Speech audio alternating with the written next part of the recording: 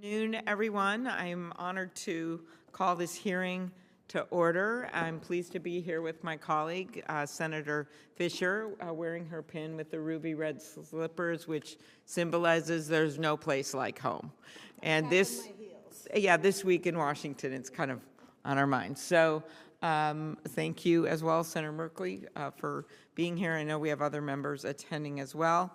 And I want to thank Ranking Member Fisher and her staff for working with us on this hearing on artificial intelligence and the future of our elections. I will introduce our witnesses shortly, but we're joined by Minnesota Secretary of State Steve Simon, who has vast experience running elections and is well respected in our state and nationally. Trevor Potter, the president of the Campaign Legal Center and former FEC Commissioner and Chair, thank you for being here.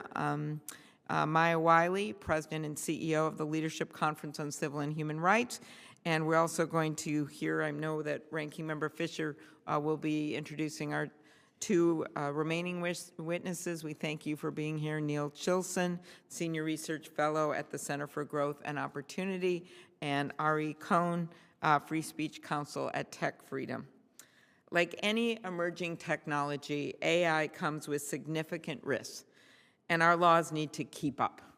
Some of the risks are already clear, starting with security, which includes protecting our critical infrastructure, guarding against cyber attacks, staying ahead of foreign adversaries. We must also protect our innovation economy, including the people who produce content, and countering the alarming rise in criminals using AI to scam people.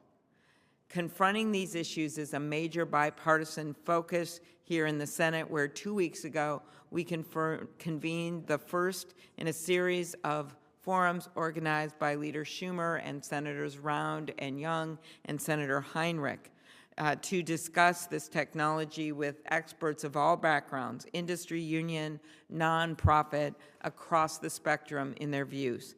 Today, we're here to hone in on a particular risk of AI. That's a risk that it poses for our elections and how we address them. Given the stakes for our democracy, we cannot afford to wait. So the hope is we can move on some of this by year end with some of the legislation which already has bipartisan support to be able to get it done with some larger legislation. As I noted, we're already seeing this technology being used to generate viral misleading content to spread disinformation and deceive voters. There was an AI-generated video, for instance, posted on Twitter of one of my colleagues, Senator Warren, in which a fake Senator Warren said that people from the opposing party shouldn't be able to vote. She never said that, but it looked like her. The video was seen by nearly 200,000 users in a week. And AI-generated content has already begun to appear in political ads. There was one AI-generated image of former President Trump hugging Dr. Fauci that was actually a fake. The problem for voters is that people aren't going to be able to distinguish if it's the opposing candidate or their own candidate, if it's them talking or not. That is untenable in a democracy. Plus, new services like Banter AI have hit the market, which can create voice recordings that sound like, say, President Biden or other elected officials from either party. This means that anyone with a computer can put words in the mouth of a leader. That would pose a problem during an emergency situation like a natural disaster, and it is not hard to imagine it being used to confuse people. We also must remember that the risks posed by AI are not just about candidates. It's also about people being able to vote. In the judiciary hearing, I actually just simply asked ChatGPT to write me a tweet about a polling location in Bloomington, Minnesota. I noted that sometimes there were lines at that location, what should voters do? And it just quickly spit out, go to 1234 Elm Street. There is no such location in Bloomington, Minnesota. So you have the problem of that too, more likely to occur as we get closer to an election. With AI, the rampant disinformation we have seen in recent years will quickly grow in quantity and quality. We need guardrails to protect our elections. So what do we do? And I hope that'll be some of the subject, in addition to admiring the problem, that we can discuss today. Senator Hawley and I worked over the last 2 months on a bill together that we are leading together. Hold your beer, that's correct. On a bill that we're leading together to get at deepfake videos, like the ones I just talked about, used against former President Trump, used against Elizabeth Warren. Those are ads that aren't really the people. Senator Collins and Senator Cohn, Senator Bennett, Senator Ricketts have joined us already on that bill. We just introduced it. And it creates a framework that is constitutionally all right based on past and recent precedent, with exceptions for things like parody and satire that allows those to be banned. Another key part of transparency when it comes to this technology is disclaimers for other types of ads. That is another bill. Congresswoman Yvette Clarke is leading it in the House, which would require a disclaimer on ads that include AI-generated images, so at least voters know that AI is being used in the campaign ads. And finally, I see Commissioner Dickerson out there. Finally, you happy about that, Mr. Cohn? There you go. Finally, it is important that the Federal Elections Commission be doing their part in taking on these threats.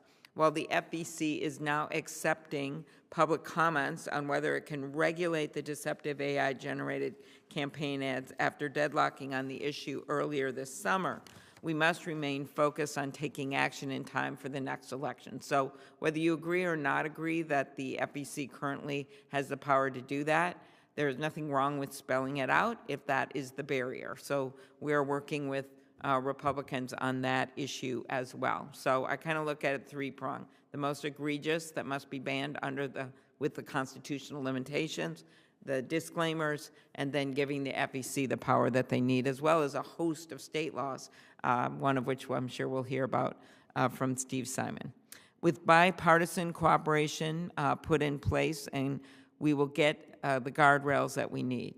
We can harness the potential of AI, the great opportunities, while controlling the threats we now see emerging, and safeguard our democracy from those who would use this technology to spread disinformation and upend our elections, whether it is abroad, whether it is domestic.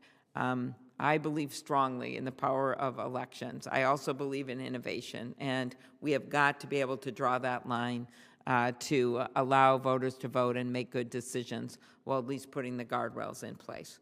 With that, I turn over to my friend, Senator Fisher. Thank you. Thank you, Chairman Klobuchar, and thank you to our witnesses today for being here. I do look forward to hearing your testimony. Congress often examines issues that affect Americans on a daily basis. Artificial intelligence has become one of those issues. AI isn't new, but significant increases in computing power have revolutionized its capabilities. It's quickly moved from the stuff of science fiction to being a part of our daily lives. There is no question that AI is transformative and is poised to evolve rapidly. This makes understanding AI all the more important. In considering whether legislation is necessary, Congress should weigh the benefits and the risks of AI. We should look at how innovative uses of AI could improve the lives of our constituents, and also the dangers that AI could pose. We should consider the possible economic advantages and pitfalls. We should thoughtfully examine existing laws and regulations and how they might apply to AI. Lately, AI has been a hot topic here in Washington. I know many of my colleagues and committees in both chambers are exploring this issue. The Rules Committee's jurisdiction includes federal laws governing elections and campaign finance, and we're here today to talk about how AI impacts campaign, politics, and elections. The issues surrounding the use of AI in campaigns and elections are complicated. On one hand, there are concerns about the use of AI to create deceptive or fraudulent campaign ads. On the other hand, AI can allow campaigns to more efficiently and effectively reach voters.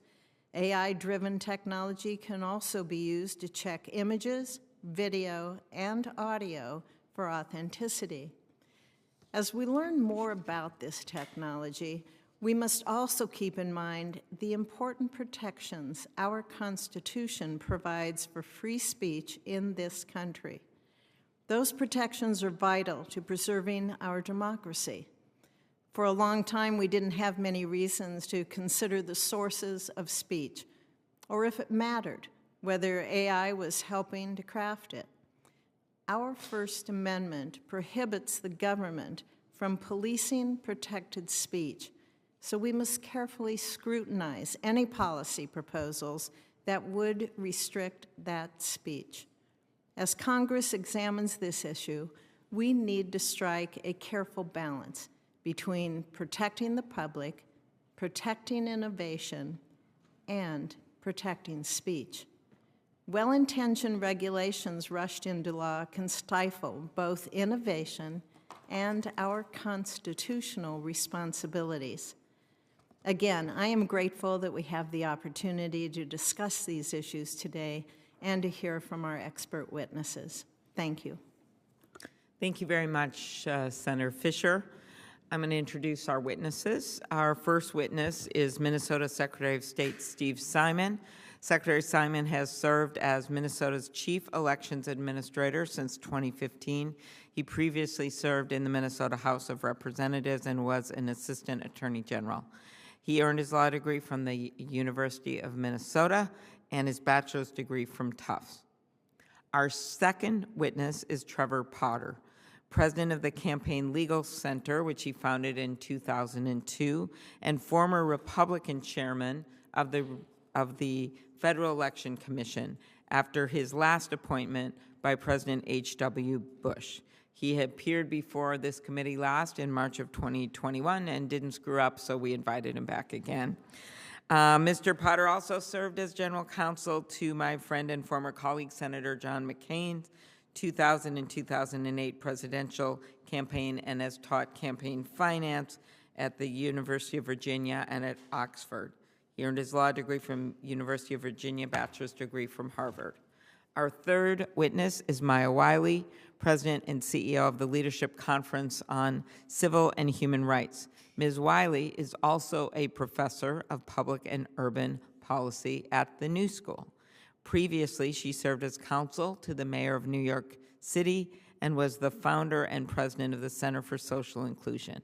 She earned her law degree from Columbia Law School and her bachelor's degree from Dartmouth. And with that, I will have Senator Fisher introduce our remaining two witnesses.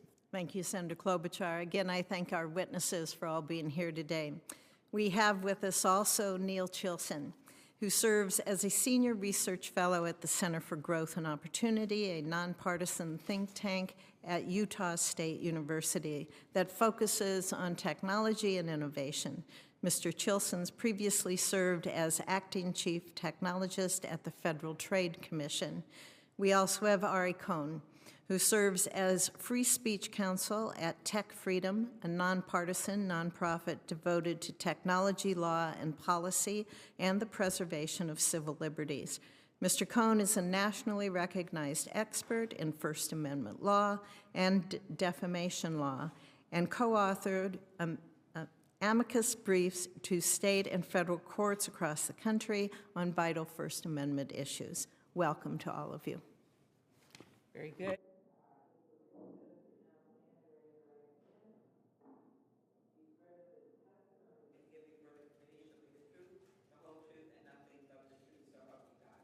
I do.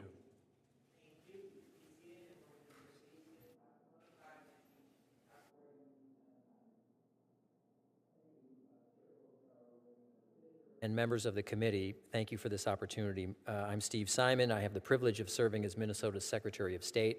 I'm grateful for your willingness to engage on this important topic, and I really am honored to be here. Artificial intelligence is not a threat to American democracy in and of itself, but it is an emerging and powerful amplifier of existing threats. All of us who touch the election process must be watchful and proactive, especially as the 2024 presidential contest approaches. A year ago, we weren't talking so much about generative AI. The release of the newly accessible tools such as ChatGPT challenged all that. And in the hands of those who want to mislead, AI is a new and improved tool. Instead of stilted communications with poor grammar, generative AI can provide apparent precision and clarity. The potential threat to the administration of elections is real. We're talking about an old problem, namely election misinformation and disinformation, that can now more easily be amplified. One possible danger could come from an innocent circumstance. AI software simply might fail to grasp the nuances of our state-by-state election system. A prominent computer scientist in Minnesota named Max Halprin made this point in an article several months ago. He asked ChatGPT questions about Minnesota election law, much as Senator Klobuchar said that she did. And the program gave the wrong answers to several questions. Now, was that intentional misdirection? Probably not. Still, it is a danger to voters who may get bad information about critical election rules. In the wrong hands, AI could be used to misdirect intentionally and in ways that are far more advanced than ever. I remember seeing a paper leaflet from an election about 20 or more years ago, distributed in a particular neighborhood, that told residents that in the coming election, voting would occur on Tuesday for those whose last names begin with the letters A through L, while everyone else would vote on Wednesday. Now, that was a paper leaflet from a couple or more decades ago. Now imagine a convincing-seeming email or deepfake conveying that kind of disinformation in 2024. The perpetrators could be domestic or foreign. In fact, the Department of Homeland Security has warned recently that our foreign adversaries may use AI to sharpen their attacks on our democracy.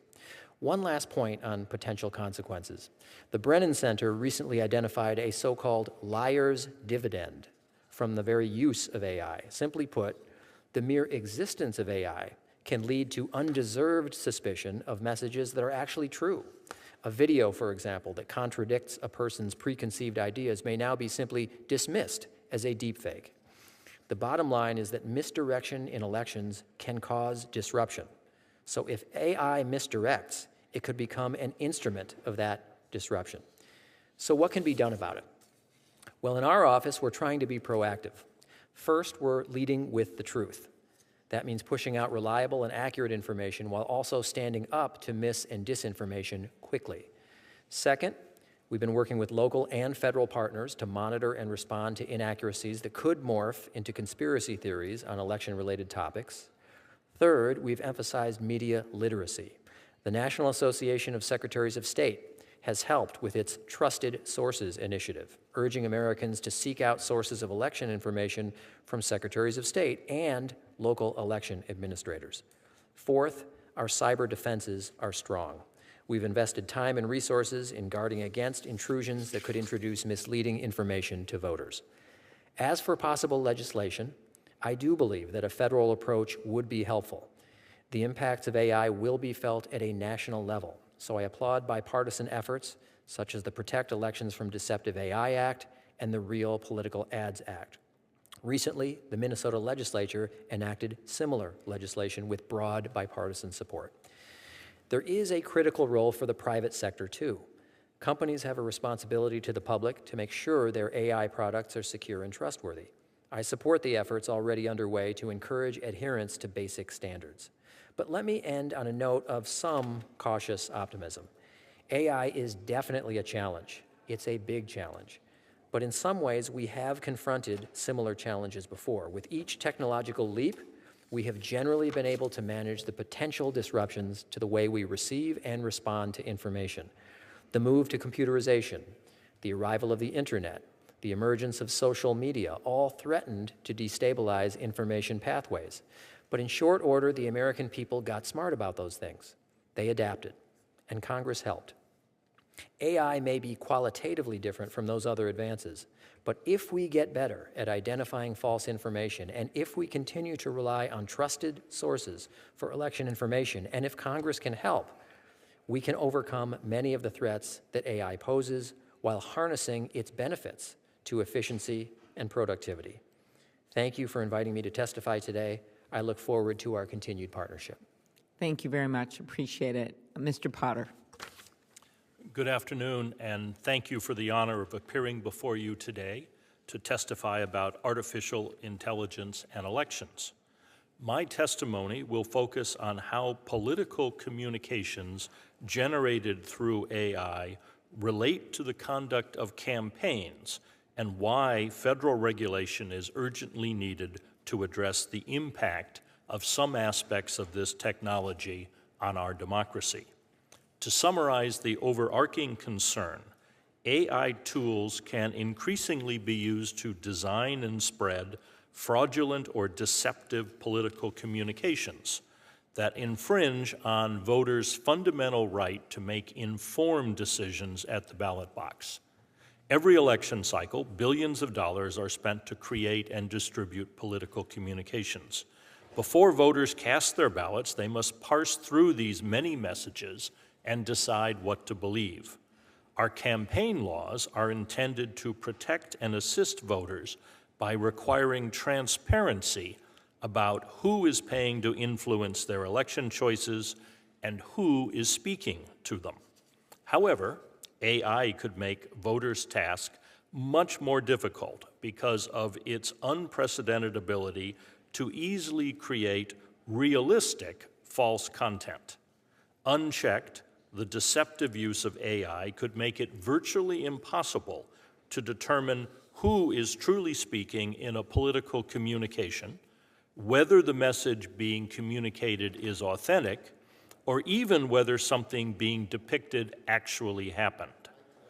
This could leave voters unable to meaningfully evaluate candidates, and candidates unable to convey their desired message to voters, undermining our democracy. It opens the door to malign even foreign actors to manipulate our elections with false information. Foreign adversaries may not favor specific candidates.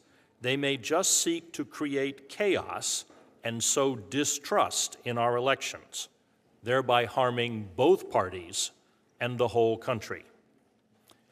I believe there are three concurrent paths to proactively addressing these risks. Three paths flagged by the chair in her opening remarks. First, Congress could strengthen the FEC's power to protect elections against fraud.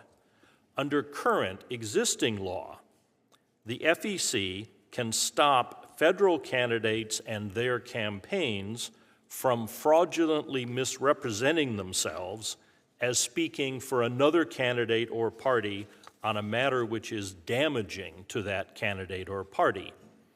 I believe the FEC should explicitly clarify through the rulemaking process that the use of AI is included in this prohibition. Then, Congress should expand this provision to prohibit any person, not just a candidate, from fraudulently misrepresenting themselves as speaking for a candidate. Second, Congress should pass a new law specifically prohibiting the use of AI to engage in electoral fraud or manipulation.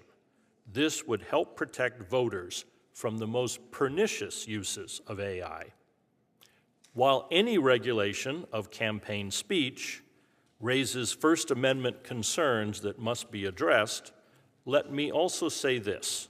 The government has a clear, compelling interest in protecting the integrity of the electoral process. In addition, voters have a well-recognized First Amendment right to meaningfully participate in elections, including being able to assess the political messages they see and know who the actual speaker is. There is no countervailing First Amendment right to intentionally defraud voters in elections. So a narrow law prohibiting the use of AI to deceptively undermine our elections through fake speech would rest on firm constitutional footing. Thirdly, and finally, Congress should also expand existing disclosure requirements to ensure voters know when electoral content has been materially altered or falsified by AI. This would at least ensure voters can treat such content with appropriate skepticism. These proposals are not mutually exclusive or exhaustive. Congress could decide to use a combination of tools, while a single solution is unlikely to remain relevant for long. Congress should carefully consider how each policy could be most effectively enforced, with options including overhauling the often gridlocked and slow FEC enforcement process, new criminal penalties enforceable by the Justice Department, and a private right of action allowing candidates targeted by deceptive AI to seek rapid relief in federal court.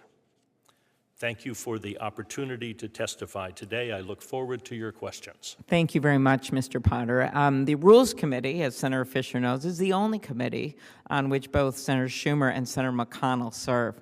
This makes our jobs very important. So we're pleased that Senator Schumer is here, and we're going to give him the opportunity to say a few words. Thank you. Well, thank you, Senator Klobuchar.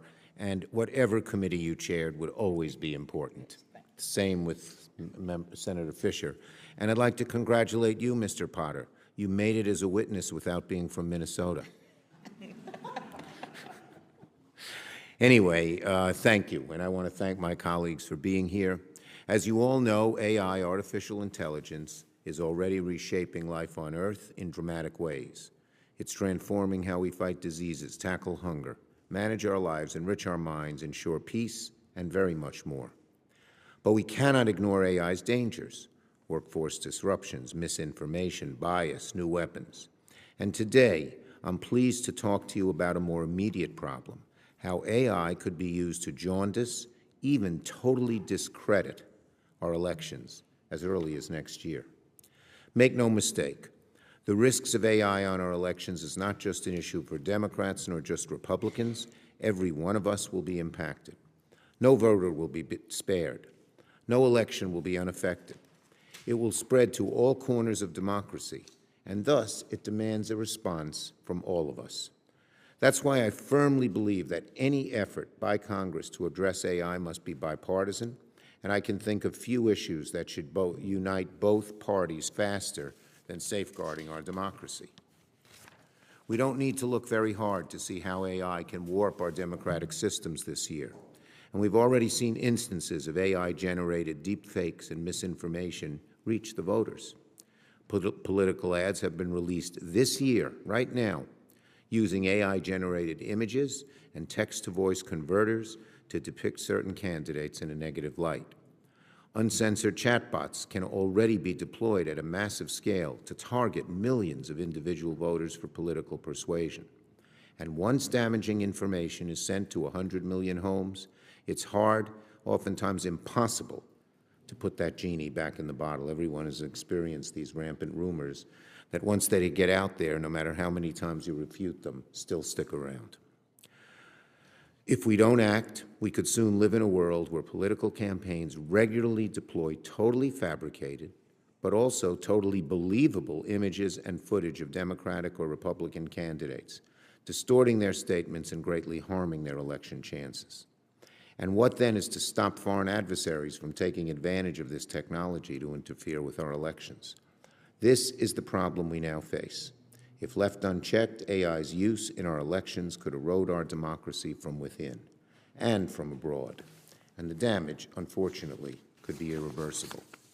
As Americans prepare to go to the polls in 2024, we have to move quickly to establish safeguards to protect voters from AI-related misinformation. And it won't be easy. For Congress to legislate on AI is for us to engage in perhaps the most complex subject this body has ever faced. I'm proud of the Rules Committee and the leadership on this issue. And thank you, Chairwoman Klobuchar, for your continuing work on important legislative efforts to protect our elections from the potential harms on AI. And thank you again for organizing this hearing. Holding this hearing on AI and our elections is essential for drawing attention to the need for action, and I commend you and Ranking Member Fisher for doing just that. In the meantime, I'll continue working with Senator Rounds, Heinrich, and Young to host AI Insight forums that focus on issues like AI and democracy, to supplement the work of the Rules Committee and our other committees. and I look forward to working with both Senators Klobuchar and Fisher and all of the Rules Committee members. Thank you for being here, to Senators Welch and Merkley and Britt, to develop bipartisan legislation that maximizes AI's benefits, minimizes the risks. Finally, the responsibility for protecting our elections won't be Congress's alone. The administration should continue leveraging the tools we have already provided them, and private companies must do their part to issue their own safeguards for how AI systems are used in the political arena. It'll take all of us, the administration, the private sector, Congress, working together to protect our democracy, ensure robust transparency and safeguards, and ultimately keep the vision of our founders alive in the 21st century. So thank you again to the members of this committee. Thank you to Chairwoman Klobuchar, Ranking Member Fisher for convening the hearing.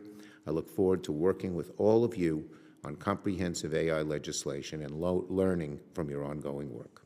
Thank you. Thank you very much, Senator Schumer. And I'll note it was this committee with your and Senator McConnell's support that was able to pass the electoral reform bill, Electoral Count Act, with near unanimous support and got it over the finish line on the floor. And so we hope to do the same with some of these proposals. And thank you for your leadership and your willingness to work across the aisle to take on this important issue. With that, Ms. Wiley, you're up next. Thanks. Good afternoon, Chairwoman Klobuchar, Ranking Member Fisher, my own senator, our Majority Leader Schumer. Brooklyn, to be specific. Sorry. And all the members of this esteemed committee. It's a great honor to be before you. I do just want to correct the record because I am no longer on the faculty at the new school, although I have joined the University of District Columbia's School of Law as the Joseph Rao professor. I'm going to be brief because so much of what has been said I agree with. But really to elevate three primary points that I think are critical to remember and that I hope we will discuss more deeply today and in the future. One is that we know disinformation, misinformation is not new, and it predates artificial intelligence.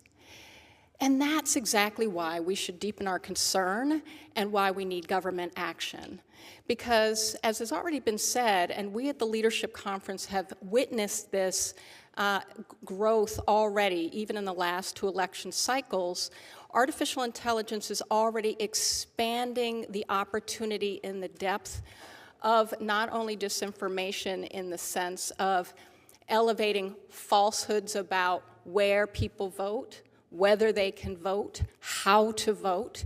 That goes directly to the ability of voters to select candidates of their choice and exercise their franchise lawfully. And we have seen that it disproportionately targets communities of color. Even the Senate Intelligence Committee noted that when it was looking at Russian interference in the 2016 election, that African American community was really disproportionately targeted by that disinformation. The tools of artificial intelligence we are already seeing in the generative sense of artificial intelligence, the deep fakes, already being utilized by some political action committees and political parties. And that is something that already tells us that it's already in our election cycle and that we must pay attention to whether or not people have clear information about what is and is not accurate, what a candidate did or did not say, in addition to the other things that we've talked about. But I also want to talk about the conditions in which we have to consider this conversation about generative artificial intelligence and our election integrity. You know, we only have a democracy if we have trust in the integrity of our election systems. And a big part of the narrative we have been seeing driving disinformation in the last two cycles has been the narrative that our elections, in fact, are not trustworthy. This is something we are continuing to see increase. We have also watched as social media platforms have turned back from policies, have gutted staffing to ensure that their public squares, essentially that they maintain as private companies, are adhering to their user agreements and policies in ways that ensure that everyone online is safe from hatred, safe from harassment, but also is clear what is and is not factual information.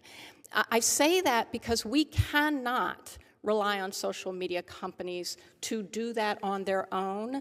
We have been spending much of our time over the past few years focused on trying to get social media companies both to improve their policies as well as to ensure that they're policing them fairly, equally, and with regard to communities that are particularly targeted for mis and disinformation. I can tell you what you've seen in many news reports. In many instances, we've seen a gutting of the staffing that has produced the ability to do some of that oversight, and even when they had that staffing, it was inadequate. So we as a civil rights community, as a coalition of over 240 national organizations, are very, very, very much in favor, obviously, of the bipartisan processes that we're able to participate in, but also to say, unless we start to recognize both how people are targeted, who is targeted, and its increase in violence in our election cycles.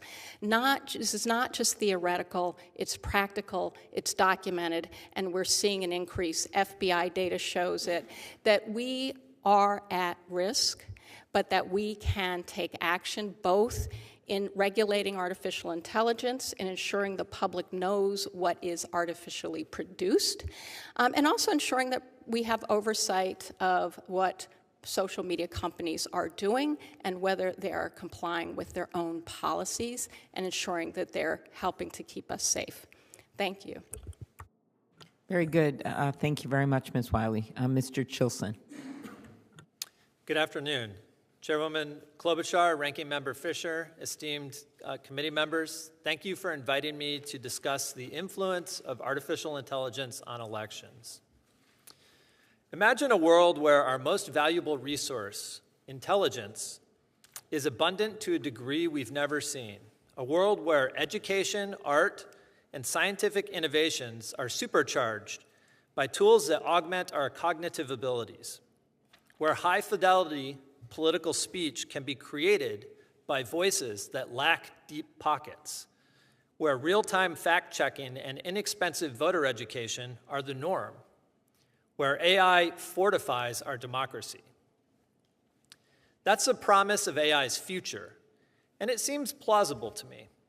But if you take one message from my comments, it should be this. Artificial intelligence in political speech is not emerging, it is here, and it has been for years. AI technologies are entangled in modern content creation.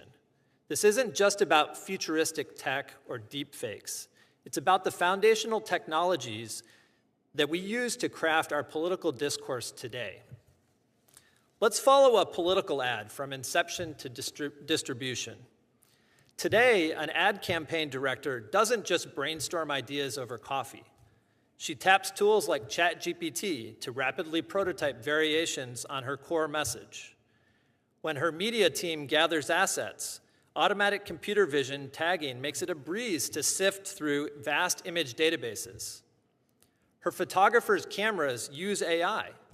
The camera sensors adjust to capture images based on the lens attached or the lighting conditions. AI-powered facial and eye detection ensures that subjects remain in focus. Apple's newly announced iPhone 15 takes this to the next level. Its dedicated neural nets powering its computational photography. With those, it's no exaggeration to say that every photo taken on an iPhone 15 will be generated in part by AI. AI also powers post-production. Speech recognition tools make it easy to do text-based video edits. Sophisticated software automatically joins multiple raw video streams into a polished final product. Blemishes disappear, and backgrounds are beautified because of AI. And tools like HeyGen make it possible to adapt the audio and video of a final ad into an entirely different language seamlessly. These are just some of the tools, the AI tools that are involved in creating content now. Some are new, but many others have been here for years and in use. AI is so intricately woven into the fabric of modern content creation that determining whether a particular ad contains AI-generated content is very difficult. I suspect each senator here has used AI content in their ad campaigns, knowingly or not. Here's why this matters. Because AI is so pervasive in ad creation, requiring AI content disclosures could affect all campaign ads. Check-the-box disclosures won't aid transparency. They will only clutter everyone's political messages. And to address what unique problems? AI will facilitate more political speech, but there's no reason to think that it will shift the ratio of truth to deception. Historically, malicious actors don't use cutting-edge tech. Cheap fakes, selective editing, overseas content farms, and plain old Photoshop are inexpensive and effective enough. Distribution, not content generation, is the bottleneck for misinformation campaigns. Money and time spent creating content is money and time that they can't spend spreading it. This committee should continue to investigate what new problems AI raises. It could review AI's effects on past elections and should obviously closely monitor its use and effects on the coming election cycle. More broadly, Congress should establish a permanent central hub of technical expertise on AI to advise the many federal agencies dealing with AI-related issues. Remember, AI is here, now, already affecting and improving how we communicate, persuade, and engage.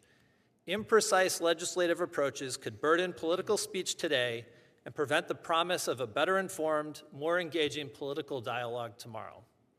Thank you for your attention. I am eager to address any questions that you have. Thank you, Mr. Chilson. Mr. Cohn. Chair Klobuchar, Ranking Member Fisher, members of the committee, thank you for inviting me to testify today. It's truly an honor. The preservation of our democratic processes is paramount.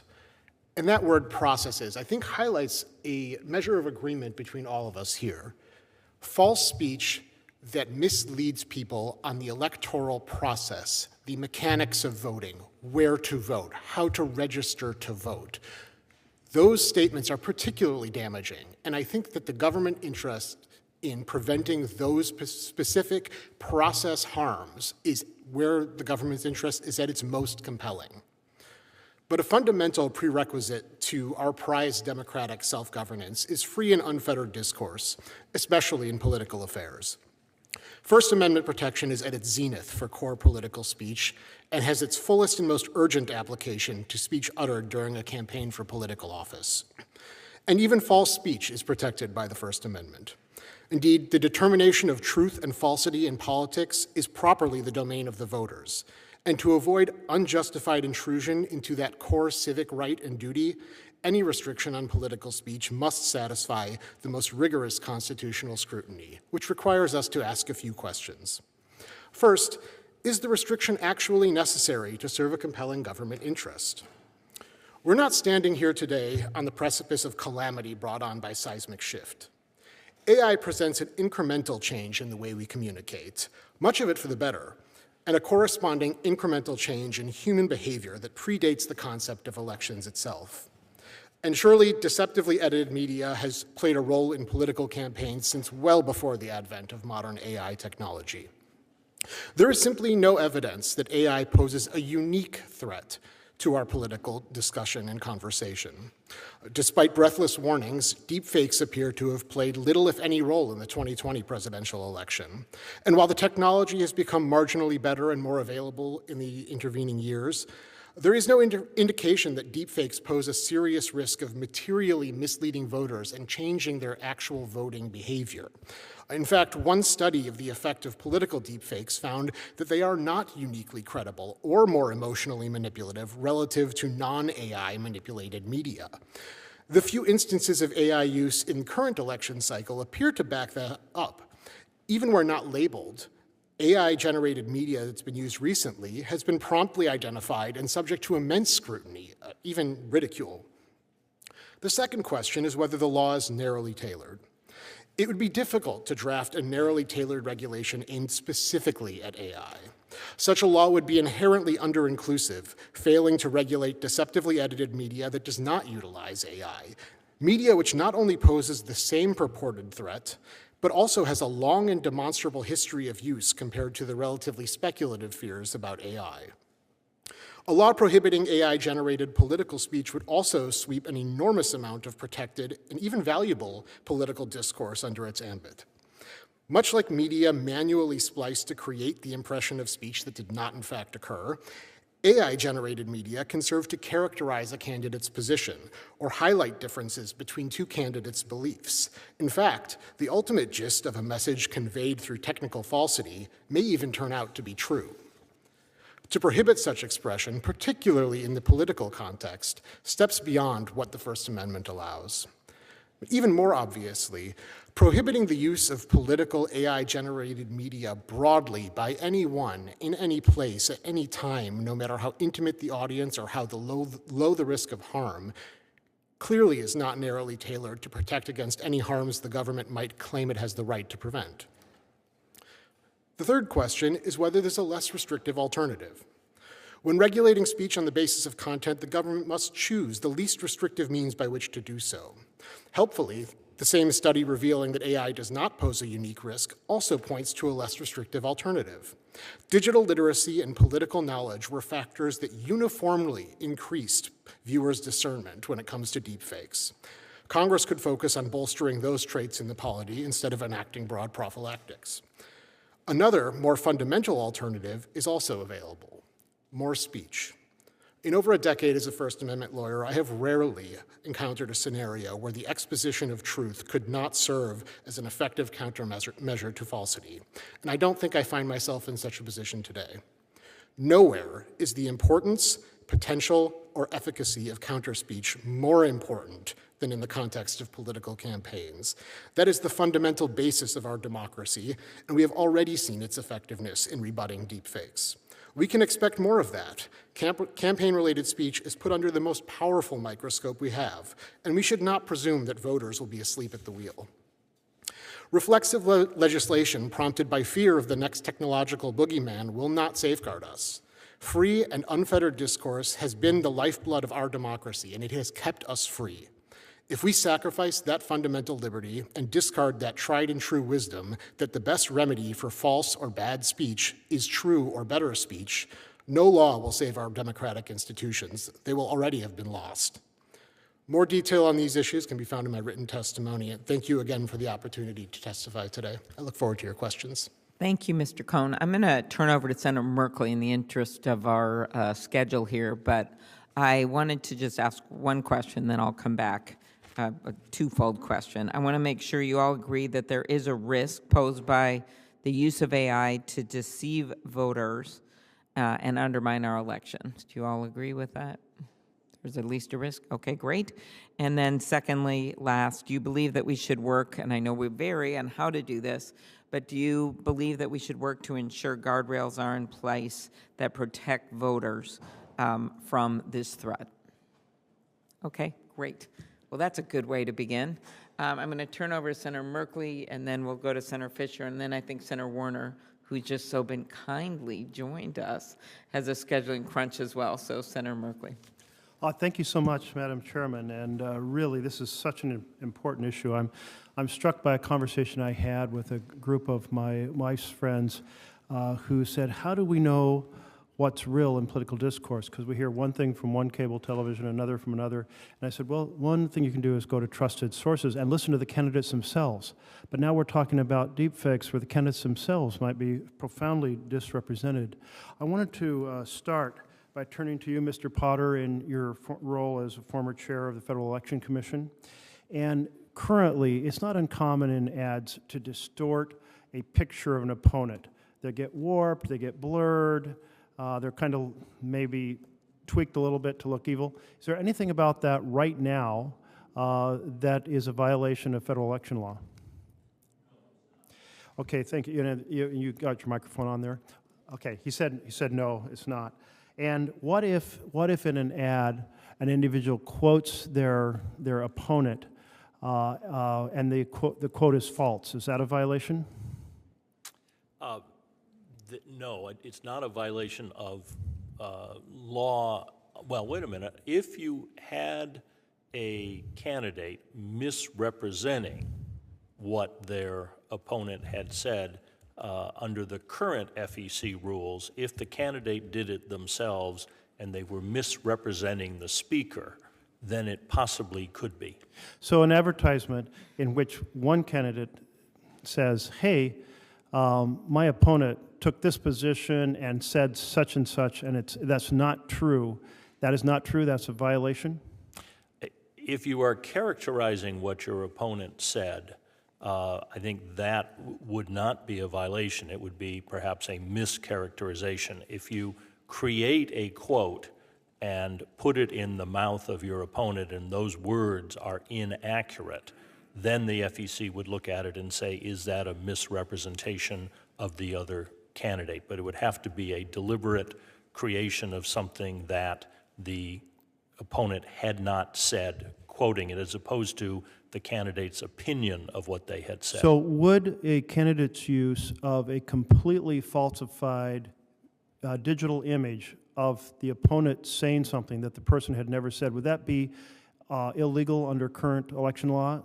I think it would, and that's what I have urged the FEC in my testimony to make clear, that if they use, if a candidate creates a completely false image and statement by an opponent through this artificial intelligence, which is what could be done, that would violate existing law. Okay, great. Secretary Simon, you talked about a leaflet that told people if their name ends in, I think, M through Z, they were to vote on Wednesday. And I picture now, with modern technology, having that message come from a trusted source, a community leader in the voice of or the sound of, even if they weren't identified as whomever. But suddenly Barack Obama is on the line telling you you're supposed to vote on Wednesday. Is such a presentation today a violation of election law? Boy, that's a tough one, Senator. Thanks for the question.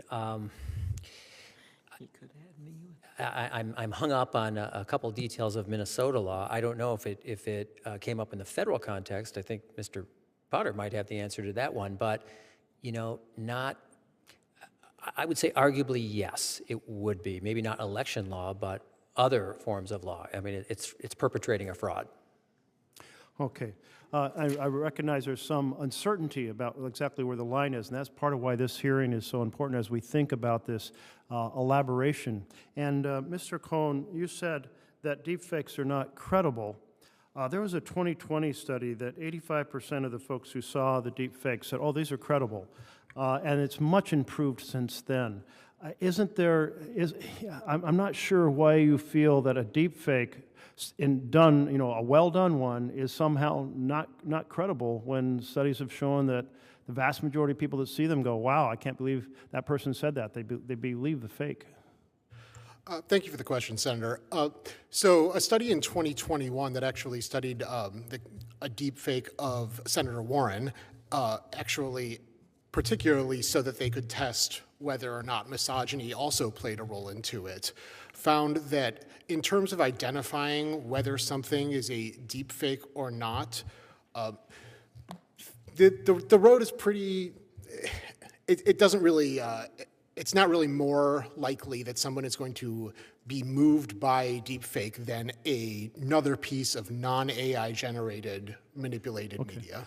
Thank you. My time's up. I just want to summarize by saying my overall impression is the use of deep fakes in campaigns, whether by a candidate or by a third party, can be powerful and can have people, can you believe what so-and-so said or what position they took, because our eyes see the real person as if they're real, and so I'm really pleased that we're holding this hearing and wrestling with this challenge, and I appreciate your all's testimony. Very good. Thank you very much, Senator Merkley. Senator Fisher. Thank you, Madam Chair. Mr. Chilson, you mentioned that AI tools are already common in the creation and distribution of digital ads. Can you please talk about the practical implications of a law that would ban or severely restrict the use of AI, or that would require broad disclosure? Thank you for the question. So laws like this would mean that requiring disclosures, for example, would sweep in a lot of advertising content. Imagine you're a lawyer advising a candidate on an ad that they want to run. If having AI-generated content in the ad means that ad can't be run, or that it has to have a disclosure, the lawyer is going to try to figure out whether or not there is AI-generated content in that.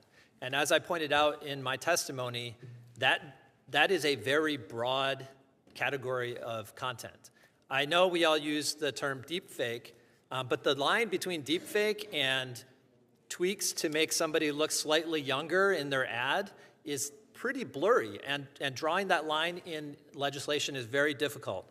And so I think that in ad campaigns, as a lawyer advising that candidate, you will tend to be conservative, especially if the penalty is a potential private defamation lawsuit, with damages where the defamation is per se. And so I think that if the consequences are high there, that's lawyers will be conservative, and it will chill a lot of speech. And it could add to increased cost of elections, couldn't it? Because of the increased cost in ads, where you'd have to meet all those requirements in an ad for the time you are spending there? Absolutely. Increased cost, also less effective ads in conveying your content. You're crowding out the message that you want to get across, and it could raise a barrier too. You also advocated an approach to preventing potential election interference that judges outcomes instead of regulating tools. What would that look like in practice? Well, part of the issue that I'm hearing a lot of concern about deceptive content in ads and in campaigns overall. And the question is, why are we limiting, if that's a concern, why are we limiting it to only AI-generated content? And so when I say an outcome-neutral test, we would test based on the thing that we're worried about, not the tool that's used to create it. And so I would encourage this committee to look at broader than AI. If the concern is with a certain type of outcome, let's focus on that outcome and not the tools used to create it. Mr. Cohn, I understand that while all paid political advertisements already require at least one disclaimer, the Supreme Court has long recognized that compelled disclaimers could infringe on First Amendment rights. In your view, would an additional AI-specific disclaimer in political advertisements violate political speakers' First Amendment rights? Thank you for the question, Senator. I think there are two things to be concerned about. First, the government still has to have a constitutionally sufficient interest. And when it comes to the kinds of disclaimers and disclosures that we see presently, the informational interest that we are protecting is the identification of the speaker. Who is talking to us, who is giving us this ad, which helps us determine whether we credit that ad or view it with some kind of skepticism. Now, it's one thing to further that informational interest, and certainly it can make a difference in how someone sees a message, but that ties into the second problem, which is that pretty much, as Mr. Chilson said, everything uses AI these days. If the interest is in making people a little more circumspect about what they believe, that actually creates the same liar's dividend problem that Secretary Simon said. If everything has a disclosure, nothing has a disclosure, and it gives cover for bad actors to put these advertisements out, and the deceptive ones are going to be viewed just as skeptically as the non-deceptive ones because everything has to have a disclosure on it. So I'm not sure that the proposed disclosure would actually further the government interest unless it's much more narrowly drawn. Some people have proposed using a reasonable person standard to determine whether an AI-generated image is deceptive. You've used that word here. Can you tell us how this type of standard has been used to regulate speech in other contexts? Well, that's a great question because who knows what the reasonable person is. But generally speaking, I think that's a harder standard to impose when you're talking about something like political speech. And it ties in closely, I think, with materiality. What is material to any particular voter? What's material to a group of voter? How does the reasonable standard person correspond with the digital literacy of a particular person? A reasonable person of high education level may be much less likely to have a fundamentally different view of what a piece of edited material says than the original version, whereas a person with a lower education level might be more susceptible to it. So it really defies a reasonable person standard, particularly with such sensitive and important speech. Thank you. Thank you, Madam Chair. I've returned. Senator Warner, the chair of the Intel Committee, one of the esteemed members of the Rules Committee. Well, thank you, Madam Chairman. And I was actually just at a hearing on the PRC's use of a lot of these disinformation and misinformation tools. And candidly, I'm not going to debate with the panel. I completely disagree with them on a number of topics, and I would love them to get some of the classified briefings we receive.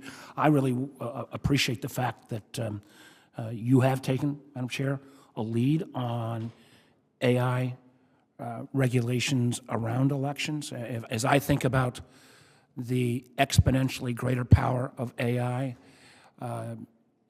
misinformation, disinformation, the level of bot usage is child's play to what happened in terms of Russia's 2016 interference, the tools that are existing now. I think it would be naive to underestimate that we are dealing with a threat of a different magnitude. And I applaud what you're doing. I actually think if we look at this, where are existing AI tools right now with very little increase in power, where can they have the most immediate effect that could have huge negative consequences? And it doesn't have to be necessarily generated by a potential adversarial nation like China, but just generally. And I would say those are areas where public trust is the key glue that keeps an institution stuck together.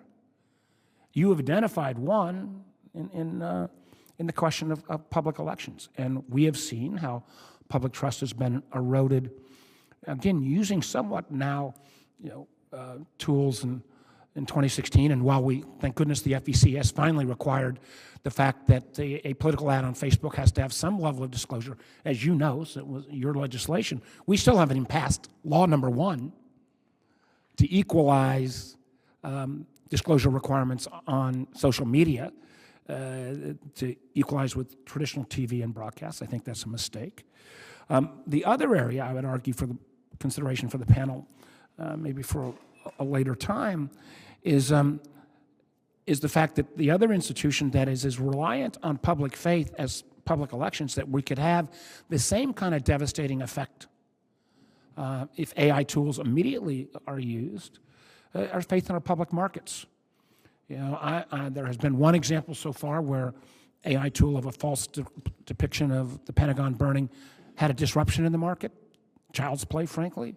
The level of what could take place, maybe not in Fortune 50 companies, but Fortune 100 to 500 companies, the ability to not just simply use deep fakes, but to generate tools that would have massive false information about products across the whole series of other areas. The imagination is pretty wild, and again, I would welcome my colleagues to come for a classified briefing on the tools that are already being deployed by our adversaries using AI.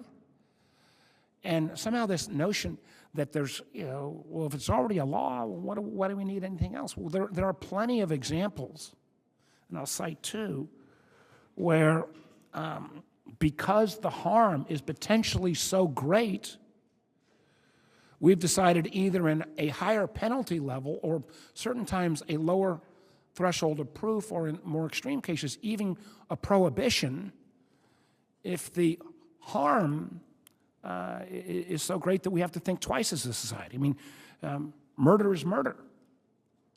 But if that murder is created by a terrorist, there's a higher and differential level of societies and implied a different level of heinousness of that. We have lots of rules or tools of war, but we've decided that there may be some tools of war, chemical weapons, atomic weapons, that go beyond the pale. And I think it would be naive to make assumptions at this point that with the potential that AI has, that we shouldn't at least consider, if these tools are unleashed, and I again applaud the fact that we're starting to drill down this issue around public elections, and obviously there's First Amendment rights that have to be respected. It might even be easier on public markets, because I could very easily see massive AI disruption tools being used to disrupt public markets that could have hugely catastrophic effects, and we might then overreact. But I do want to make sure I get in a question. I'll go to Ms. Wiley. One of the things we found in the 2016 elections were Russia disproportionately targeted black community in this country with misinformation and disinformation. We just came from the hearing I was referencing where the Freedom House indicated that PRC's current influence operations, some using AI tools, some not, are once again targeting the black community in our country. Don't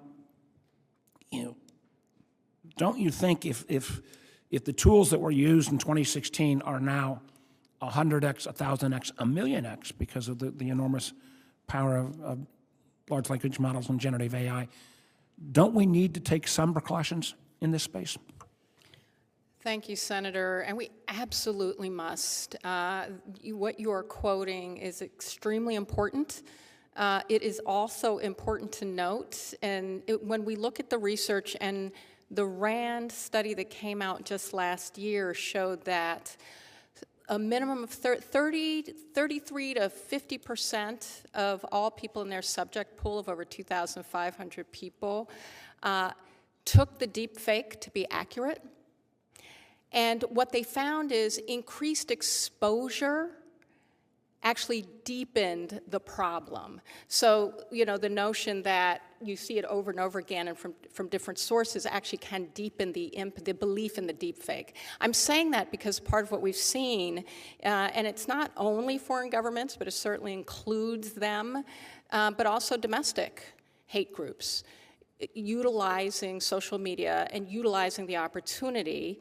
And we're starting to have a lot of concerns about some of the ways that technology, particularly with chatbots and text-to-message, actually can vastly increase exponentially the reach, but targeting communities that are more easily made afraid or given false information about where and how to vote. But also, I want to make this clear too, we're seeing it a lot with people who are lawfully allowed to vote, but for whom English is not their first language. They have also been targeted, particularly Spanish speakers, but not also in the Asian community. So we know that there is, and a lot of social science shows that there's real targeting of communities of color. And it does go to the way that we see, even with political parties and political advertising, the attack on the integrity of our election systems, and even whether voters are voting lawfully or fraudulently in ways that have made people more vulnerable to violence. Very good. Thank you, Senator Warner. I know Senator Britt was here early, and we thank her for being here. Senator Haggerty. Thank you, Senator Klobuchar. Ranking Member Fisher, good to be with you both. Mr. Chilson, I'd like to start with you. And if I could just engage in a thought experiment with you for a few minutes. Let's go back to 2020. COVID pandemic hits. Many policymakers, experts are advocating for things like mask mandates, shutting down schools, going to mandatory remote learning, that type of thing. And many localities, many states adopted mandates of that nature at the outset. And I think we know the result of those mandates, and it had great economic damage, particularly to small businesses. Children's learning set back considerably, loss of liberty. And what I'm concerned about is that Congress and the Biden administration may be finding itself right at the same place again when we're looking at artificial intelligence, and I don't want to see us make the same set of mistakes. So I'd like to start with a very basic question, if I might, and that is artificial intelligence a term with an agreed-upon legal definition? It is not. It does not have even an agreed-upon technical definition. If you read one of the leading treatises that many computer scientists are trained on, the Russell Norvig book, they describe 4 different categories of definitions, and underneath those there are many different types. And then if you run through the list of things that have been considered AI in the past and which nobody really calls AI now, you have everything from edge detection, which is in everybody's cameras, to letter detection, to playing chess, to playing checkers, things that once it works, we kind of stop calling it AI. That's the classic phrase by the person who actually coined the term AI. And so there is not an agreed upon legal definition, and it is quite difficult actually to. Yeah, got it. But just using broadly how we think about AI and AI tools, do political candidates and others that engage in political speech use AI today for routine functions like taking and editing pictures, like you just mentioned, or for speech recognition, or for processing audio and video content? Absolutely. Ads are created using, and all content is created using many different algorithms. This little device here has many, many different AI algorithms on it that are used to create content. So I'd like to use this scenario to illustrate my concern. And Madam Chair, I'd like to introduce this article for the record. It's one of many that cites this particular. Be allowed in the record. I will come back to. One of the proposals that's under consideration now would prohibit entities from using, quote, deceptive AI-generated audio or visual media in election-related speech. This would include altering an image in a way that makes it inauthentic or inaccurate. That's a pretty vague concept. For example, age may be a very relevant factor in the upcoming 2024 elections. You may recall recent media reports, again, this is one of them right here, describing how President Biden's appearance is being digitally altered in photographs to make him look younger. So my next question for you, Mr. Chilson, if the Biden campaign were to use photo editing software that utilizes AI to make Joe Biden look younger in a picture on his website, could that use of artificial intelligence software potentially violate such a law against inaccurate or inauthentic images? Potentially, I believe it could. And the question should be, why does the use of those tools violate it, and not, use of makeup and use of lighting in order to make somebody look younger? Is there a risk then, in your view, that hastily regulating in a very uncertain and rapidly growing concept like AI might actually chill political speech? Absolutely. It's my concern, too. My point is that Congress and the Biden administration should not engage in heavy-handed regulation with uncertain impacts that I believe pose a great risk to limiting political speech. We shouldn't immediately indulge the impulse for government to just do something, as they say, before we fully understand the impacts of the emerging technology, especially when that something encroaches on political speech. That's not to say there aren't a significant number of issues with this new technology, but my concern is that the solution needs to be thoughtful and not be hastily implemented. Thank you. Thank you very much, Senator Haggerty. I will start with you, Senator Simon, and get at Secretary of State Simon, and get at some of the questions that Senator Haggerty was raising. Just for off note, because all my colleagues are here and I haven't asked questions yet, which state has consistently had the highest voter turnout of all the states in America? Okay, thank you very much. Yes, all right. that would be Minnesota. Especially because Senator Bennett is here and he's always in a close race with me for Colorado, so I thought I'd put that on the record. Okay, so Senator Haggerty has raised some issues, and I wanted to get at what we're doing here with a bill that Senator Hawley, certainly not a member of the Biden administration, that Senator Hawley and I have introduced with Senator Collins and Senator Ricketts, Senator Bennett, who's been such a leader on this, Senator Coons, and others will be getting on it as well. So this bill gets at not just any cosmetic changes to how this gets at materially deceptive ads. This gets at the fake ad showing Donald Trump hugging Dr. Fauci, which was a lie. That's what it gets at. It gets at the person that looks like Elizabeth Warren but isn't Elizabeth Warren, claiming that Republicans shouldn't be allowed to vote. It is of grave concern to people on both sides of the aisle. Can you talk about and help us with this kind of materially deceptive content has no place in our elections? Thank you, Senator, for the question. And I think that is the key, the materiality test. And courts, it seems, are well equipped to use that test in terms of drawing lines. And I don't pretend to say, and I think Senator Haggerty is correct and right to point out that this is difficult and that Congress and any legislative body needs to get it right. But though the line drawing exercise might be difficult, courts are equipped under something like a materiality standard to draw that line. And I think that materiality, it really, in the realm of elections, is not so different from other realms of our national life. And it's true, as Mr. Cohn and others have said, that the political speech, the bar for political speech is rightly high. It is, and it should be. But in some senses, it's no different than if someone were to say something false in the healthcare field. If someone said something just totally false, a false positive or negative attribute. If someone said that breath mints cure cancer or breath mints cause cancer or something like that, I don't think we have quite the same hesitation. Political speech, of course, there's a high bar, but courts, given the right language, such as a materiality test, could navigate through that. Right, and I'm going to turn to Mr. Potter, but I note that even in a recent decision, Supreme Court decision by Justice Barrett, a 7-2 decision, the Supreme Court, joined by Justice Barrett, Justices Roberts, Thomas, Alito, Kagan, Gorsuch, and Kavanaugh, stated that the First Amendment does not shield fraud.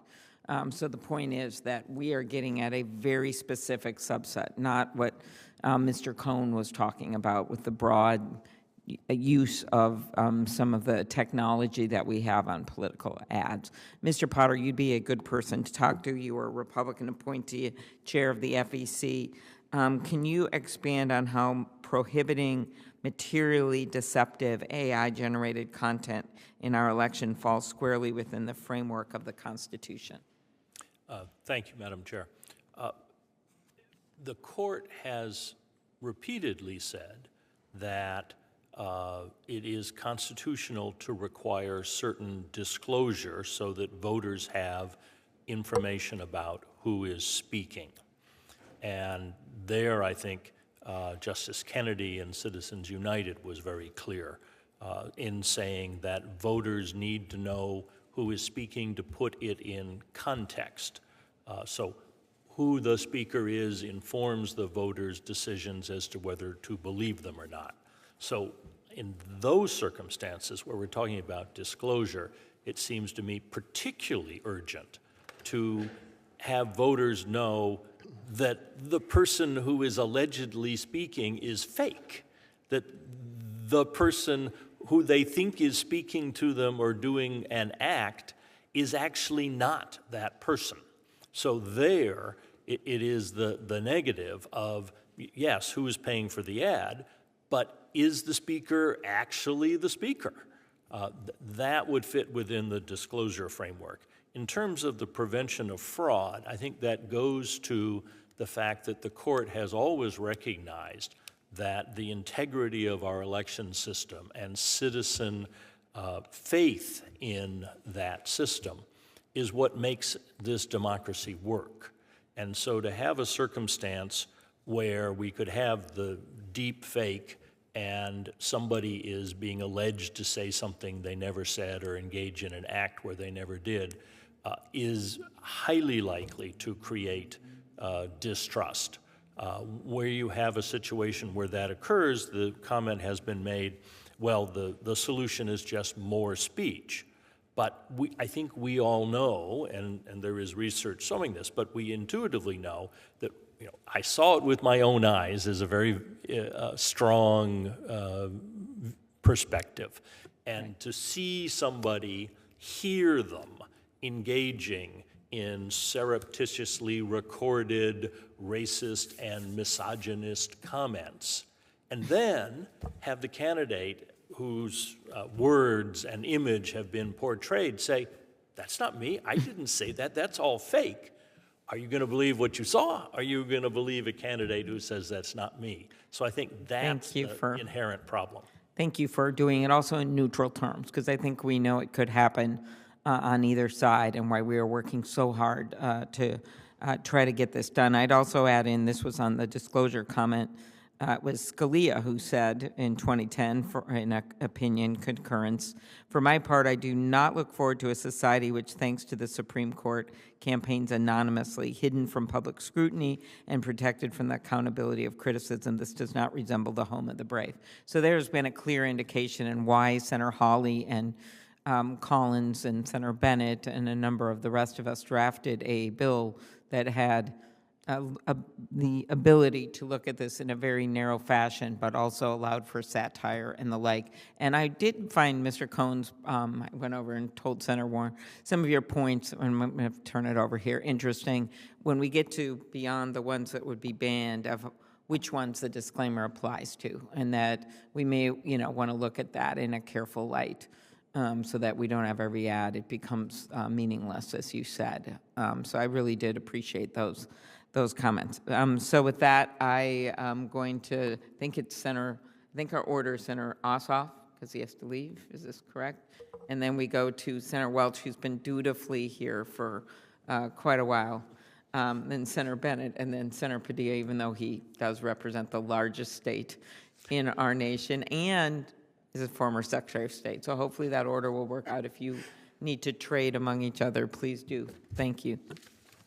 Thank you, Madam Chair. And I think you just got to the root of the matter very efficiently and elegantly. And Mr. Cohn, appreciate your comments, but I think that the matter that's being discussed here is not subjective, complex judgments about subtle mischaracterization in public discourse. We're talking about, for example, Senator Fisher, one of your political adversaries willfully, knowingly, and with extreme realism, falsely depicting you or any of us or a candidate challenging us, making statements that we never made in a way that's indistinguishable to the consumer of the media from a realistic documentation of our speech. That's the most significant threat that I think we're talking about here. And Mr. Potter, in your opinion, isn't there a compelling public interest in ensuring that that kind of knowingly and willfully deceptive content, whose purpose, again, is not to express an opinion, it's not to caricature, but it's to deceive the public about statements made by candidates for office, isn't there a compelling public interest in regulating that?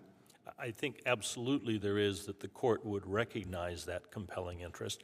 There is no argument that there's a compelling interest in fraudulent speech, as the chair noted. So I think what you'd find here is that in a circumstance where we're talking about this sort of deep fake, as opposed to the conversations about did you use a computer to create the text, but where you are creating a completely false image, I think we would have a compelling public interest and no countervailing private interest, because the First Amendment goes to my right, our right, to say what we think, even about the government and in campaigns, without being penalized. But the whole point of this conversation is you are falsifying the speaker. It is not what I think, my First Amendment right.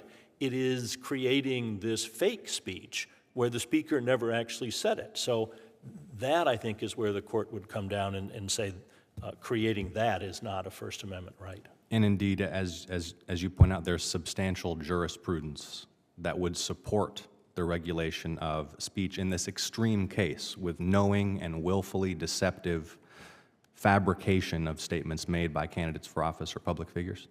Yeah, I think the distinction I draw is that the court has protected a candidate saying, I think this, even if it's false, or my opponent supports or opposes abortion rights. That may be a mischaracterization, it may be deceptive, but if it's what I'm saying engaging in my First Amendment speech, mischaracterizing an opponent's position, that's in the political give and take. But I think that's completely different from what we're talking about here, where you have an image or a voice being created that is saying something it never said. And it's not me characterizing it, it is putting it in the image of this candidate. Thank you. And Mr. Cohn, since I invoked your name and earlier gave you the chance to respond, but I mean, is it your position that broadcast advertisements which knowingly and willfully mischaracterize a candidate for office, and I don't mean mischaracterize as in mischaracterize their position or give shaded opinions about what they believe stand for or may have said in the past, but depict them saying things they never said for the purpose of misleading the public about what they said? Is it your position that that should be protected speech? Thank you for the question, Senator. So I think there's two things. First of all, it's one thing to say the word fraud, but fraud generally requires reliance and damages. And so stripping those requirements out of here and effectively presuming them takes this well outside of the conceptualization of fraud that we know. I think there are circumstances in which I would probably agree with you that things cross the line. But take, for example, just two examples. First, in 2012, the Romney campaign cut some infamous lines out of President Obama's speech in the "You Didn't Build It" that campaign ad that made it seem like he was denigrating the hard work of business owners, but instead he was actually referring to the infrastructure that supported those businesses. And just in this last election, the Biden campaign was accused of cutting out about 19 sentences or so from a then President Trump campaign rally that made it sound like he was calling COVID-19 a hoax. My point is not that these are good or valuable and that we need people to say these. It is that this is already a problem, and by trying to legislate them with AI specifically, instead of addressing, as Mr. Chilson said, the broader effect, causes a constitutional concern that the government interest isn't actually being advanced. I see. So if I understand correctly, and don't let me put words in your mouth, but you agree, broadly speaking, with the premise that certain forms of deceptive advertising in the political arena are subject to regulation on the basis there's a compelling public interest in preventing outright, willful, knowing deception, such as putting words in Senator Fisher's mouth she never put on in a highly realistic way. Your argument is that the question is not the technology used to do so. The question is the materiality, the nature of the speech itself. Is that your position? Yes, and I think that drawing the statute narrowly enough is an exceedingly difficult task. I think in principle as a pie in the sky concept, I think I agree with you. I just am not sure how to get from point A to point B in a manner that will satisfy strict scrutiny. And forgive me, Senator Fisher, for invoking your example in that hypothetical. Thank you all for your testimony. Okay, very good. Thank you. And I will point out that while network TVs have some requirements and they take ads down when they find them highly deceptive, that's not going to happen online. And that's one of our problems here, why we feel we have to act and why we have to make clear that the FEC has the power to act as well, because otherwise we're going to have the Wild West right now on the platforms where a lot of people, as we know, are getting their news and there's no rules.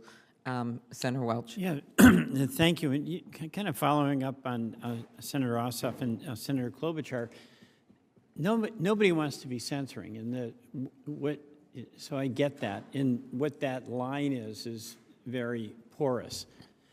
But the example that Senator Ossoff just gave was not about political speech. It was a flat-out fraud, right? And whether it was AI generated or it was used with older technologies in broadcast, would you guys agree that there should be a remedy for that? Well, thank you, Senator. I'm not entirely sure that we can define it exclusively as. All right, so let me stop for a second, because what I'm hearing you say is it's really, really difficult to define, which I think it is, but your conclusion is we can't do anything.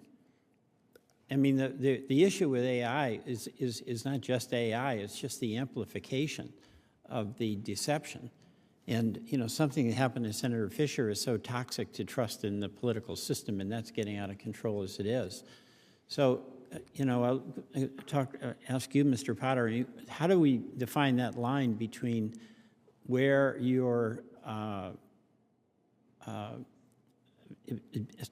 doing something that's totally false versus the very broad definition of political speech? And then one other thing I want to ask, there has to be some expectation that the platforms, like, say, Google, take some responsibility for what's on the platform. And they've been laying off the folks whose job it is to monitor this and make a judgment about what's a flat-out deception. So how do we deal with this? And then second, what's your observation about the platforms like Twitter, now X, Google, Facebook, essentially laying off all the folks whose job it was within those organizations to be reviewing this material that's so dangerous for democracy? Yeah, let me start with the first one, which is I think what you're hearing from all the panelists is it is important to have a carefully crafted, narrow statute to withstand Supreme Court scrutiny, but also to work. And so the language that gets used is going to be the key question. All right, so we all agree on that, but there's a real apprehension, understandably so, that this is going to be censoring speech. So I don't know who's going to draft the statute. We'll let all of you do that, but it's a real problem. But what about the platforms laying people off so that we don't even get real-time information? It gets on the false, the deceitful advertising is out there, and we don't even know it and can't verify that it's false. Right. If I could, one more line on your first question, and then I'll jump to your second. Okay. On the first one, I think the comment, the example cited by Mr. Cohn in terms of snippets being taken from a Romney speech or snippets from a Trump speech and then mischaracterized, that to me falls on the line of that's defensible, permissible political speech that falls into the arena where we argue with each other over whether it was right or wrong, because in his example, those people actually said that, and it was their words, and you are interpreting them or misinterpreting them, but they said it. That is where I draw the line and say where you are creating words they didn't say. The technology we've heard about where my testimony today, because I've been talking enough, can be put into a computer and my voice pattern can be used and it can create an entirely different thing where I sat here and said, this is ridiculous, you shouldn't be holding this hearing and you shouldn't regulate any of this. So that could be created and be false. Would there be any problem banning that? I mean, why would that be legitimate in any campaign? I'll ask you, Mr. Chilson or Mr. Potter. So rearranging somebody's speech to say something truthful, even if it's a misrepresentation, I don't think you could ban that, right? So if if I had your recording of this speech. No, we're talking about using whatever technology to have somebody, me, saying something I never said at a place I never went.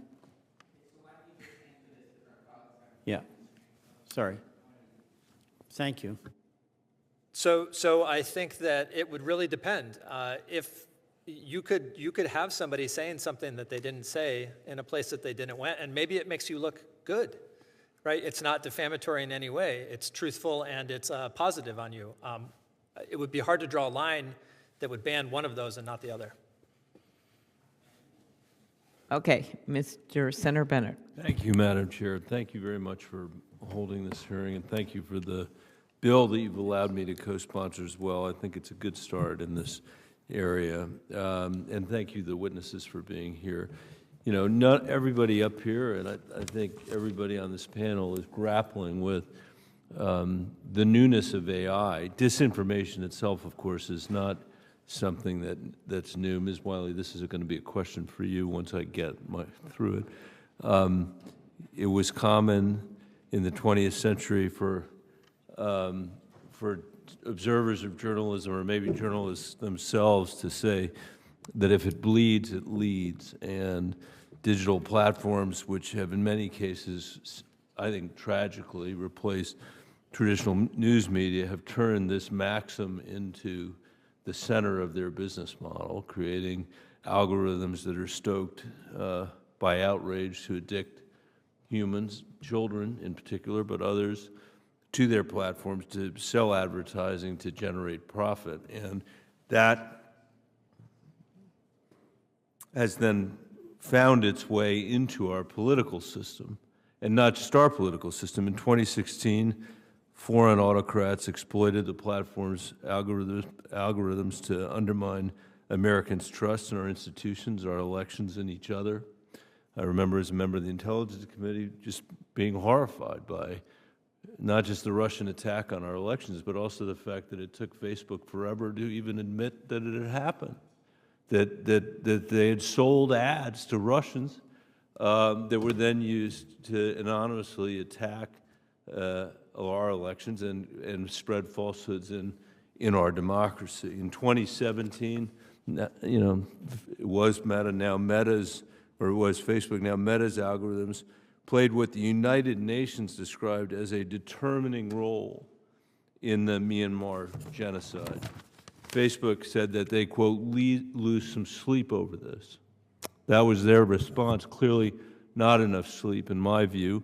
Thousands of Rohingya were killed, tortured and raped and displaced as a result of what happened on their platform, with no oversight and with no even attempt to try to deal with it. In 2018, false stories went viral on WhatsApp, warning about gangs of child abductors in India. At least 24 innocent people were killed, including a 65-year-old woman who was stripped naked and beaten with iron rods, wooden sticks, bare hands and feet. And just last night, the Washington Post reported, by the way, these aren't hypotheticals, like this is actually happening in our world today.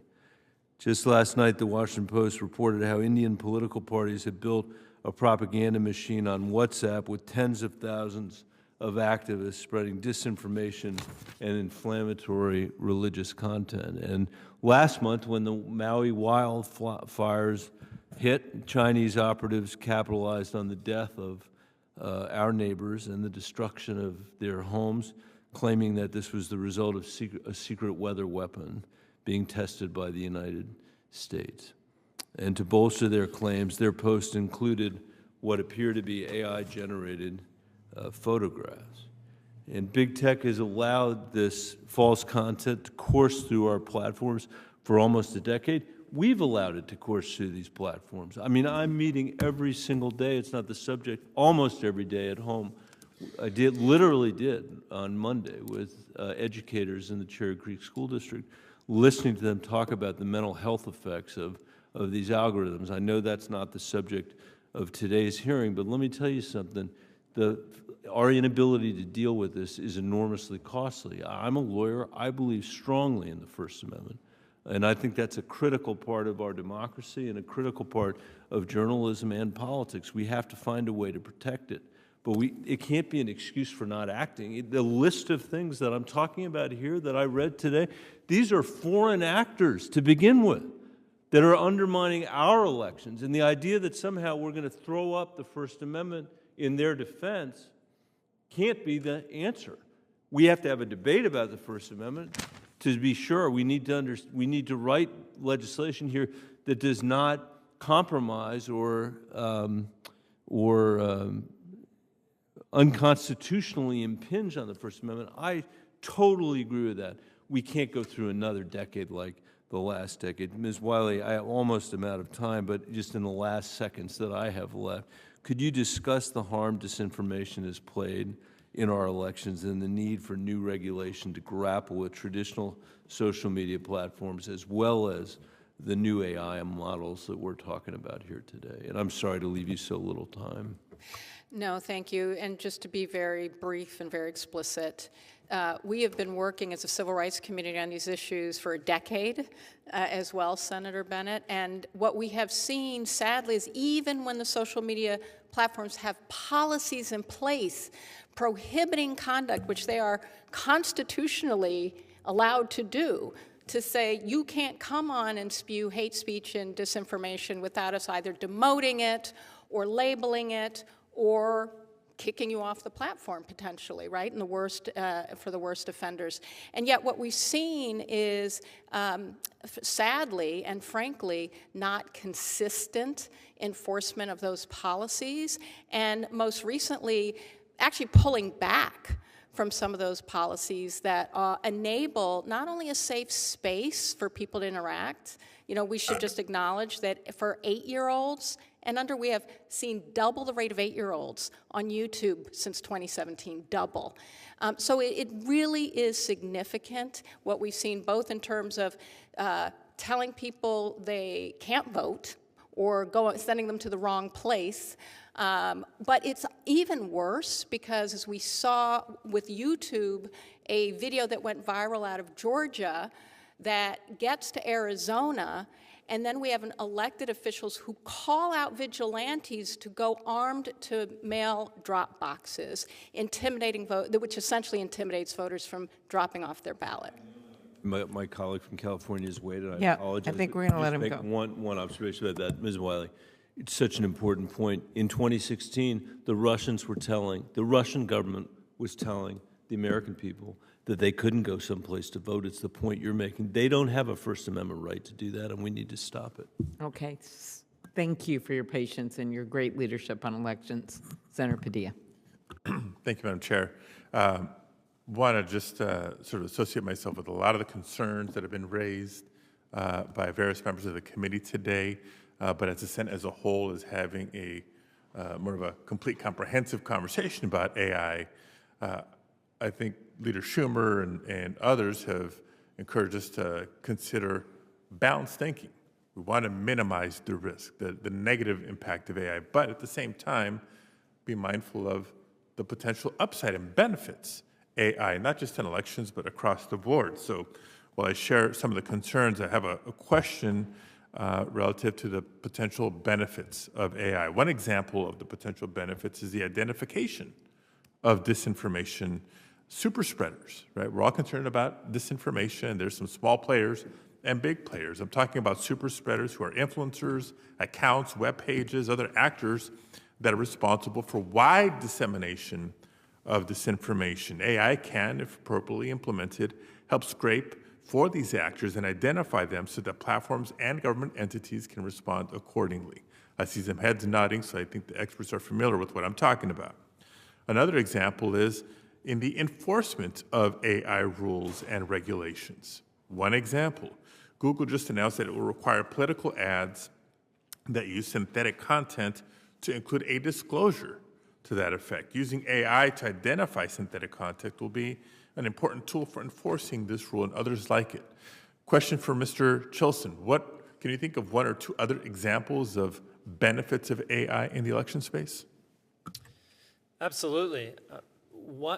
As I said in my statement, it's already integrated deeply into how we create content, and it's made it much easier to produce content. One of the things that comes to mind immediately is a relatively recent tool that lets you upload a sample of video and then pick a language to translate it into. And it translates not just the audio, but it also translates the image so that it looks like the person is speaking in that language. That type of tool to quickly be able to reach an audience that maybe it was harder to reach for the campaign before, especially if you don't have deep resources. I think that is a powerful potential tool. Thank you. Question for former colleague, Secretary Simon. I think that one short-term tool that could benefit both voters and election workers is the development of media literacy and disinformation toolkits that could then be branded and disseminated by state and local offices. Do you think it'd be helpful to have additional resources like this from the federal level to boost media literacy and counter disinformation? Thank you, Senator, and good to see you. We in the Secretary of State community miss you, but we're glad you're here as well. Thank you for the question. Yes, I think the answer to that is yes. And when it comes to disinformation and misinformation, I think you put your finger on it. Media literacy really does matter. I mean, I know you're aware, and I alluded to earlier in my testimony, the Trusted Sources Initiative of the National Association of Secretaries of State. The more we can do to channel people to trusted sources, however they may define that. I'd like to think it's a Secretary of State office, but someone may not. Someone may think it's a county or a city or someone else. I think that would be quite helpful. Thank you. And while we can't combat disinformation, we cannot combat disinformation, whether it is AI disinformation or any other form, without fully understanding where disinformation comes from and how it impacts our elections.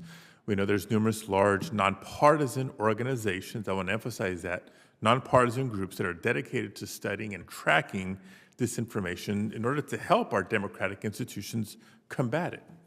But these organizations are now facing a calculated legal campaign from the far right under the guise of fighting censorship to halt their research into and work to highlight disinformation. Just one example, the Election Integrity Partnership, led jointly by Stanford Internet Observatory and the University of Washington Center for an Informed Public, tracks and analyzes disinformation in the election space and studies how bad actors can manipulate the information environment and distort outcomes. And in the face of a legal campaign by the far right, this work is now being chilled, and the researchers are being silenced. And this is happening even as some platforms are getting their own trust and safety teams that previously helped guard against election hoaxes and disinformation on their platforms. Ms. Wiley, what impact does the right-wing campaign to chill disinformation researchers have on the health of our information ecosystems? Well, quite sadly and disturbingly, we are seeing the chilling effect take effect, meaning we are seeing research institutions changing what they're researching and how. And I think one thing I really appreciate about this panel is I think our shared belief, not just in the First Amendment, but in the importance of information and learning and the importance of making sure we're disseminating it broadly. And there's nothing more important right now than understanding disinformation, its flow, and how better to identify it in the way I think everyone on the panel has named. So I think we have to acknowledge and certainly there's enough indications from higher education in particular, that it has had a devastating impact on our ability to understand what we desperately have to keep researching and learning about. Thank you. Thank you, Madam Chair. Well, thank you very much, and thank you for your patience and that of your staffs. I want to thank everyone. We couldn't have had a more thorough hearing. I want to thank Senator Fisher and the members of the committee for the hearing. I also want to thank the witnesses for sharing their testimony on the range of risks with this emerging technology and going in deep with us about potential solutions and what would work. And I appreciated that every witness acknowledged that this is a risk to our democracy, and every witness acknowledged that we need to put on some guardrails. And while we know we have to be thoughtful about it, I would emphasize the election is upon us. These things are happening now.